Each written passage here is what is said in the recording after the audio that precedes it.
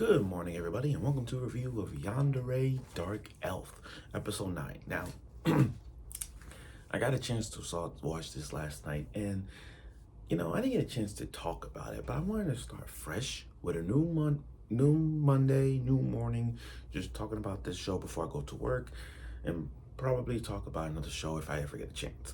But I want to discuss this show with Yandere Dark Elf for just a bit. This show is freaking amazing, and I got breaking news. Breaking news. Belle, right now, this is a hot take. This is a breaking news hot take.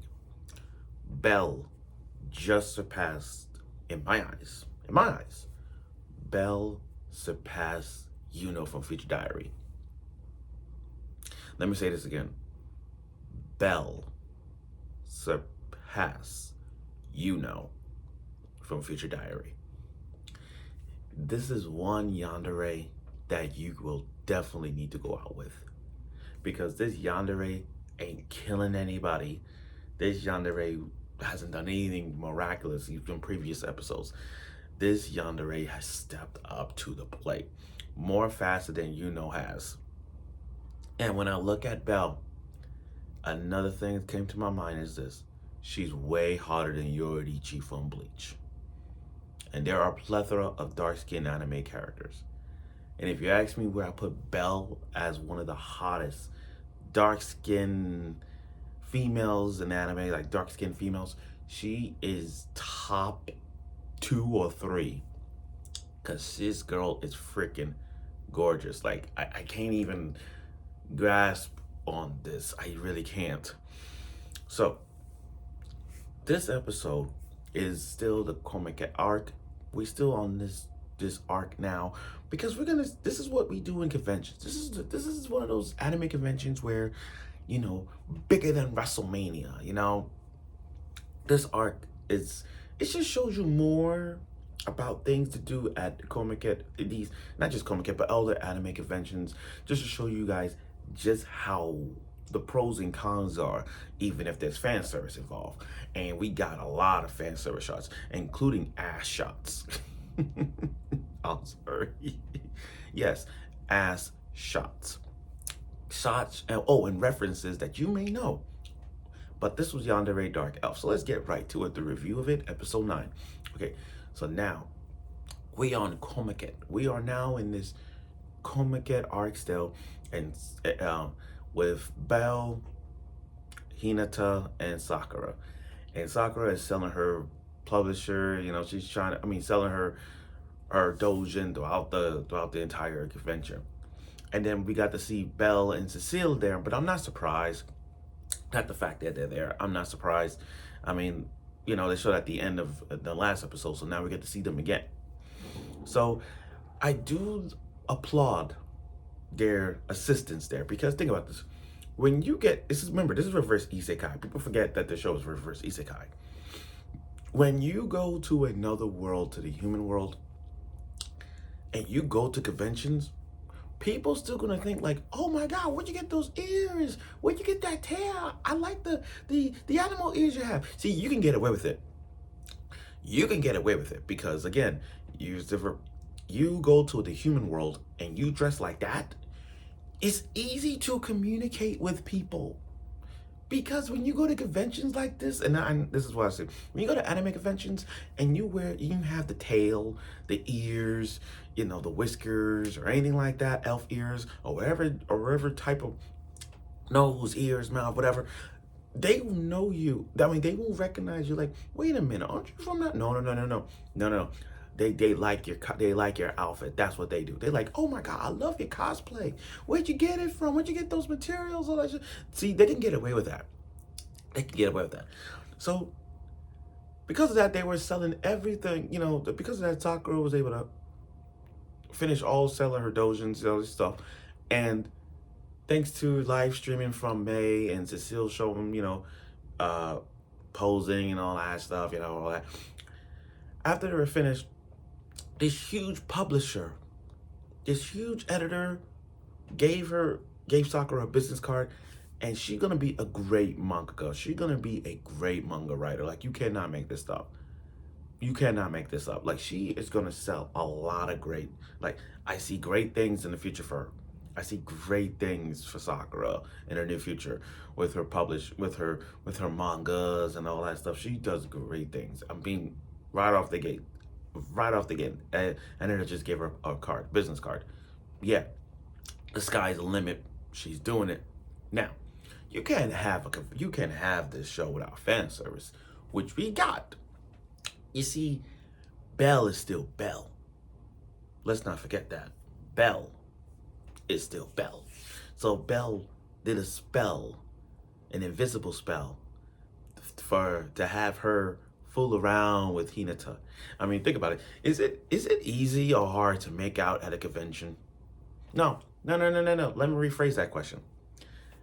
Is it hard to have sex at a convention?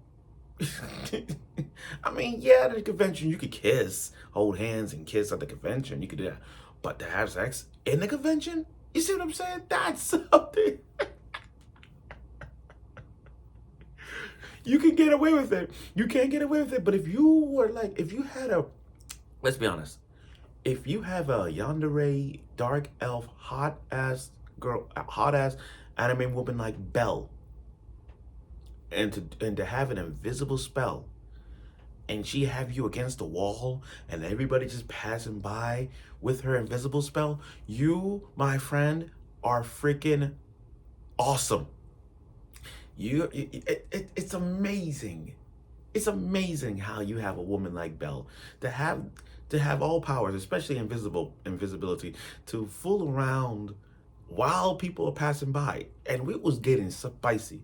It was getting freaking spicy. I mean, you can't help it. You got to leave it to this one. I mean, remember Hinata. Remember, everybody think Hinata is a woman because of the cosplay. So Belle started taking off the pants, and he wearing panties. Taking off the dress, and then filling the bra that he had on, yo. And then you see Belle say, thank you, Sakura, for the blessed day. I'm like, yo, that's freaking funny. That is funny. I can't make this stuff up. Like, for real, this was the funniest thing to see. But then you get cock blocked by Cecile. So it's like, oh, another cock block moment. So now we get to see everyone, having a great time at Comic Con, just like in conventions, everybody's taking photos, cosplaying, and there was a lot of ass shots. Let me say this again. Here's the thing. We all seen anime characters where they focus on the top, but they're figuring on the ass part. Just like Plus Size Elf. Remember Plus Size Elf for the Dark Elf in that one? And I swear to God, the Dark Elf is the hottest dark-skinned girl in anime history. I don't care what people say. If you go watch Plus Size Elf, and if you look at that the Dark Elf one, I'm telling you, she's freaking hot. And you did that part where she was doing squats. And, yo, again, so many Dark Elf ass shots. It's just like, oh my God. It's like, how to put this? Looking at Belle, it was like, oh my God, she has a full body and a hot ass. That's what we're just looking at. But again, it was nice to see this. Now, we got some Made in Abyss references. I watched this show very deeply, and there was a lot of background shots of Made in Abyss cosplayers. This just goes to show you. I'm like, if you watch Made in Abyss, that was the show. That was Made in Abyss is a great anime. I'm not even gonna hold grudges. It was fantastic. Let me tell you, I didn't know Made in Abyss was that good. At the time when My Hero Academia was at its peak, Made in Abyss was not even on my radar. And when Made in Abyss won the Crunchyroll Anime Awards years ago, I'm like, huh? What? It won that award? So I'm like, how can it win Anime of the Year? So I watched it, and I was glued by it. The opening, the ending, the story, traumatized by what they did in this. It was something like you had to see. And then I'm looking at the cosplays. I was so like, oh my God, Made in Abyss references. Because you got one who cosplays as Reg, you got one who cosplays as Rico, and then you have one cosplay as Nanachi. That was like the big three in Made in Abyss. And that's the big three: Nanachi, Rico, and Reg. And I'm looking at those, I'm like, yo, First of all, we got a reference with gushing over magical girls, which are, by the way, I'm covering season 2. And then you got, and now this show, and now Made in the Abyss reference. How many references we're gonna get more of? I can't wait to see more references.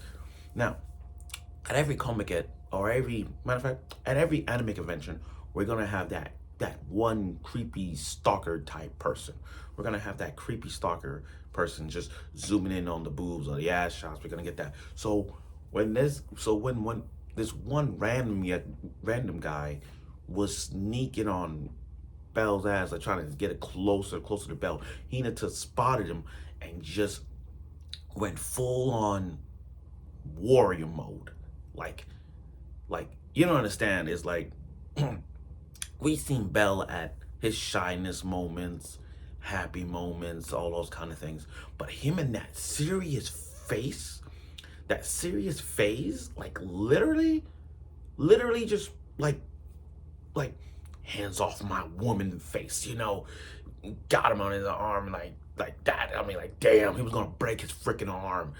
Cause it's like, you mess with Belle, I'm gonna break your bit. I'm gonna break your arm. You hear me? And that face says it all.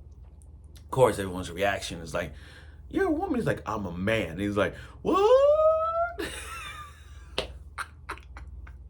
But again, that's what you see in conventions, where you have that one creepy guy stalking up that woman, and you see the one, and then that guy gonna stop him. That's what we see. But again, Hinata's face, even he saved Belle, like, oh my god. And of course, Belle jumped on him, so we get that out. Another amazing ass shot, but still, that's what it is. Now, Sakura, we all know Sakura loved Hinata. That's not a debate. We all know that. I mean, he literally she said, I like you as a hero. I love you more than a hero. But, I mean, I like you more than a hero. So you know what that means? It's not like, it's hard for her to say I love you because there's a yandere behind your other back. So for her to say that just showed you, like, I like you as a hero, but that's another term for her saying, I love you. Saying I love you. But that just goes, but again, Hinata will do everything, will do anything. If there's a person that's getting close to Belle, Cecile, May, or Sakura, Hinata will go full on hero mode and stop and just break someone's arms. And you can see how serious he was. Like damn, that you just back away. And it's like, to me, it's like, can I be friends with them? Because if I be friends with them, what if Hinata attack me? I don't know. But my point is, yo, now that was amazing. But overall though, this episode was amazing. I mean, let's just count the ways. This episode was so good that this showed us more about anime conventions, where you got that creepy stalker, you got the ones with the Made in the Abyss. We got a lot of cosplay, especially with the Made in the Abyss reference. And Sakura is going on bigger and better things now that an editor gave her business card. We got great, amazing things for her. Great things, greatness from small beginnings. So the future is bright for Sakura. And we're going to get a beach episode. Please, God, give us a beach episode, because we're getting to that point right now. I know we're in episode 9 with 3 episodes left, and I'm sad to see the show go, but you cannot go out with a bang unless we get a beach episode, which, by the way, I hope is next week or so on. But please give us a beach episode. Please do. So thank you for watching my review of this show. I look forward for next week's episode of it, and I'm sure you will.